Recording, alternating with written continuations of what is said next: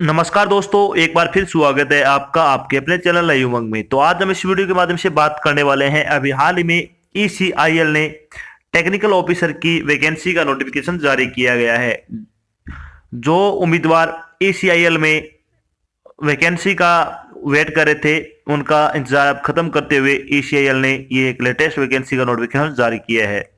तो इस वीडियो के माध्यम से हम चर्चा करेंगे कि ECIL टेक्निकल ऑफिसर का सिलेक्शन प्रोसेस क्या रहेगा, ECIL टेक्निकल ऑफिसर का एग्जाम पैटर्न क्या होगा, ECIL टेक्निकल ऑफिसर का सिलेबस क्या रहेगा, ECIL टेक्निकल ऑफिसर की आपकी सैलरी क्या रहेगी, और भी बहुत सारी बातें जो आपके मन में डाउट नहीं हुए, वो सारी बातें इस वीडियो के माध्यम से क्लियर करने वाले हैं।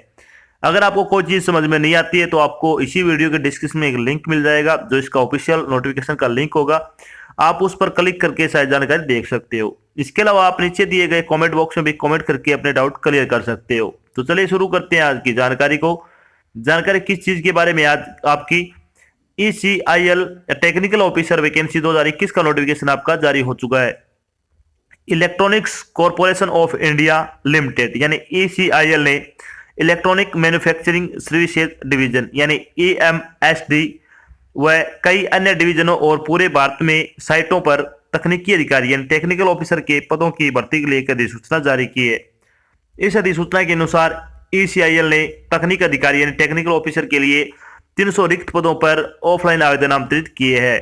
योग्य और इच्छुक उम्मीदवार 11 दिसंबर 2021 से 21 दिसंबर 2021 तक आधिकारिक वेबसाइट के माध्यम से ECIL में ECIL टेक्निकल ऑफिसर वैकेंसी 2021 के लिए आवेदन कर सकते हैं। यहाँ हम ECIL technical officer online form 2021 के अन्य विवरण, जैसे कि इसके लिए आयु सीमा क्या रहेगी, एप्लीकेशन प्रोसेस क्या होगा, एलिजिबिलिटी क्राइटेरिया क्या रहेगा, सिलेक्शन प्रोसेस क्या होगा, इंपोर्टेड डेट क्या गया है, एग्जाम पैटर्न क्या रहेगा, इसका सिलेबस क्या होगा, आदि के बारे में विस्तृत रूप से चर्चा करने वाले हैं। तो चलिए इसमें अपन सबसे पहले बात करते हैं वैकेंसी डिटेल के बारे में। तो वैकेंसी डिटेल के बारे में अगर बात करें तो जनरल की इसमें 136 पोस्ट है, OBC की 77 पोस्ट है, SC के लिए 50 पोस्ट है, ST के लिए 22 पोस्ट है और EWS के लिए 15 पोस्ट है। तो इस तरह से आपसे क्या टोटल 300 पदों के लिए आपसे आवेदन आमंत्रित किए हैं। अब बात करते हैं इन 300 पदों के लिए आपकी शैक्षणिक योग्यता क्या होनी चाहिए। तो एजुकेशन क्वालिफिकेशन के बारे में अगर बात करें तो उम्मीदवार को सरकार द्वारा किसी भी मान्यता प्राप्त विश्वविद्यालय से कम 60% एग्रीगेट अंकों के साथ इलेक्ट्रॉनिक्स एंड कम्युनिकेशन इंजीनियरिंग या फिर इलेक्ट्रिकल इलेक्ट्रॉनिक्स इंजीनियरिंग या फिर इलेक्ट्रॉनिक एंड इंस्ट्रूमेंटेशन इंजीनियरिंग या फिर कंप्यूटर साइंस इंजीनियरिंग या फिर सूचना प्रौद्योगिकी में प्रथम श्रेणी इंजीनियरिंग की डिग्री होनी चाहिए। यानी अगर आपने किसी भी मान्यता प्राप्त विश्वविद्यालय से डिग्री कर रखी है इंजीनियरिंग में, वो भी प्रथम श्रेणी से, तो आप इसके लिए अप्लाई कर सकते हो। चलिए बात करते हैं इसमें एज लिमिट के बारे में। एज लिमिट के बारे में अगर बात करें तो इसमें आपकी जो कम से कम आयु है वो कितनी होनी चाहिए, 18 वर्ष आपकी आयु है वो कम से कम आपकी होनी चाहिए। अगर बात करें मैक्सिमम एज के बारे में तो मैक्सिमम एज आपकी 30 वर्ष हो सकती है। इसके अलावा जो आपको सरकारी नियमों के अनुसार आयु में छूट दी जाती है, वो छूट आपको यहाँ पे भी दी जाएगी। इसके लिए आपको वीडियो डिस्क्रिप्शन में इसका ऑफिशियल नोटिफिकेशन दिया हुआ है, आप वहां पे क्लिक करके सारी जानकारी देख सकते हो। अब बात करते हैं इंपोर्टेड डेट के बारे में। तो ECIL technical officer online application form भरने की स्टार्टिंग डेट के बारे में अगर बात करें तो 11 दिसंबर से आपके फॉर्म भरने शुरू हो चुके हैं।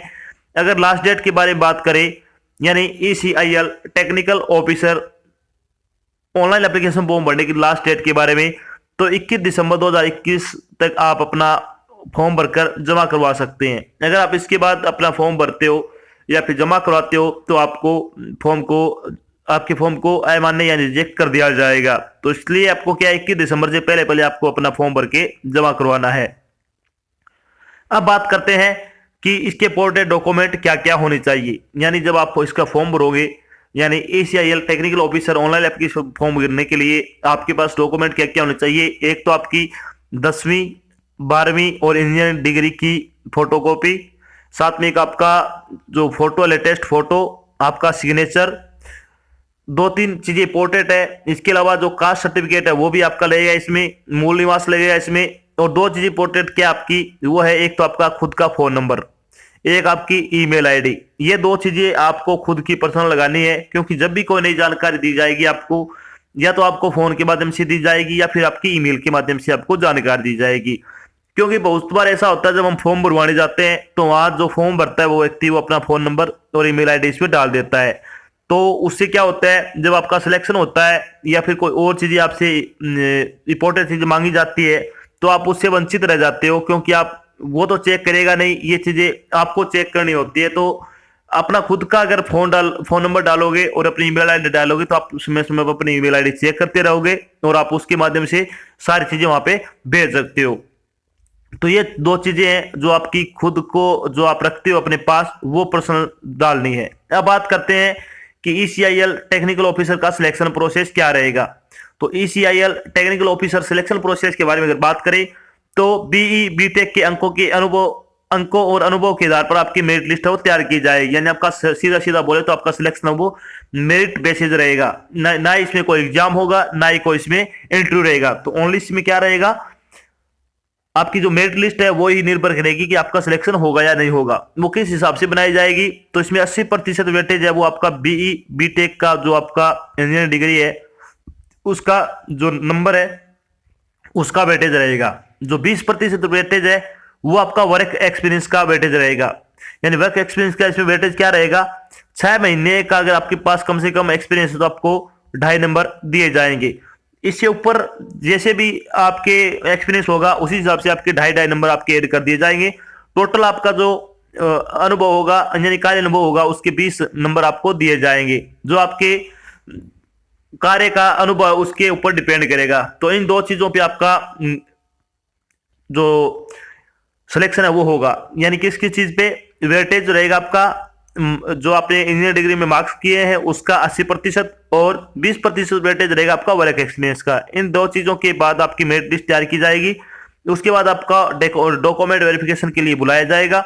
उसके बाद आपको फाइनली सिलेक्शन है वो दिया जाएगा। तो इस प्रक्रिया से गुजरने के बाद आपको फाइनल सिलेक्शन दिया जाएगा। जब आपका फाइनल सिलेक्शन हो जाएगा तो आपकी सैलरी क्या रहेगी।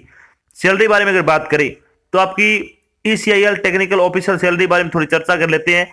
तो इसमें आपकी जब आप जॉब लगोगे तो आपको 25,000 रुपए पर मंथ के हिसाब से आपको सैलरी दी जाएगी जॉब लगते ही। जब आपका 1 साल हो जाएगा, दूसरे साल में एंटर करते ही आपको 28,000 रुपए सैलरी है वो दी जाएगी, यानी 3,000 रुपए आपके बढ़ाए जाएंगे। उसके बाद आपके 3,000 रुपए और बढ़ाएंगे, 3 से लेकर 5 साल तक आपकी है वो सैलरी है वो 31,000 रुपए पर मंथ के हिसाब से आपको दी जाएगी, जो बहुत अच्छी सैलरी है, बहुत अच्छी जॉब भी है। अगर आप योग्यता रखते हो तो आपको ये फॉर्म है वो जरूर अप्लाई करना चाहिए। तो ये तो थी आपकी एक छोटी जानकारी जिसके माध्यम से हमने डिस्कस किया कि अभी हाल में ECIL ने टेक्निकल ऑफिसर की भर्ती का नोटिफिकेशन जारी किया है। ये भर्ती ECIL की लेटेस्ट वैकेंसी है जिसका आप इंतजार कर रहे थे, आपका इंतजार खत्म करते हुए ये नोटिफिकेशन आपका जारी कर दिया गया है।